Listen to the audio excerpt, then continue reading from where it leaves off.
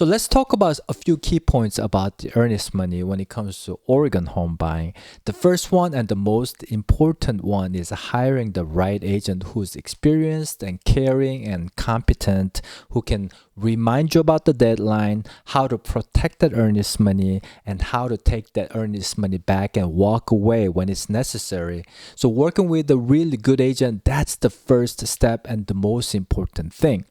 The second thing that I can think of it is that you need to read the contract that you sign.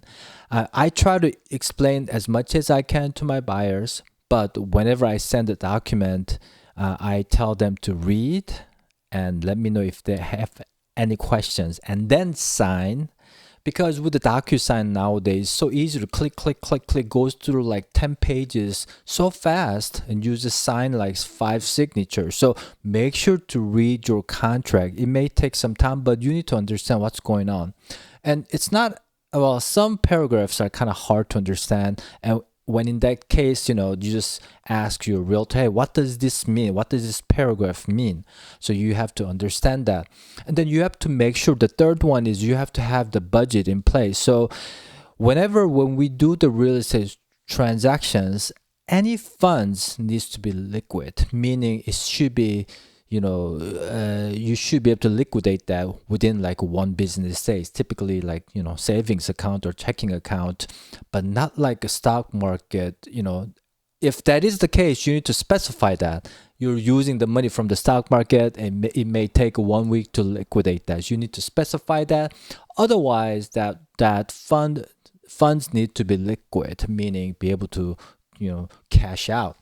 And as I mentioned, the deadlines, you need to act promptly. So what I mean by that is when you're supposed to deposit the earnest money by a certain day, 5 p.m., you need to do that. Otherwise, you may actually jeopardize losing the earnest money. And then the other thing, most important thing, well, I keep saying most important, everything's important when it comes to home buying because you don't want to mess things up because you could lose that money in the house. Sending the money.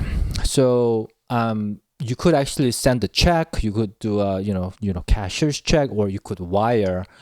I typically recommend like cashier's check to the office. That's the safest way. If you have to wire, you have to really follow a specific guidelines of wiring that fund. Once that fund is sent to the wrong place because your email or your agent's email or your escrow agent's email is hacked and they somehow, replace that email with a different account information, that money can be gone forever.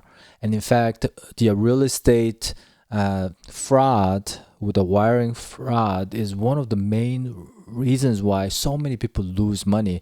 We're getting close to like $500 million. The last time I checked, that's how much money that's been lost by the wiring fraud in real estate transactions. So don't become that victim. It happens in my market too. So those are some of the key points that I wanted to point out when it comes to earnest money in Oregon home buying. And make sure to check with your local realtors if you're out of state. If you have any questions about Oregon real estate earnest money, give me a call, 503-515-4499.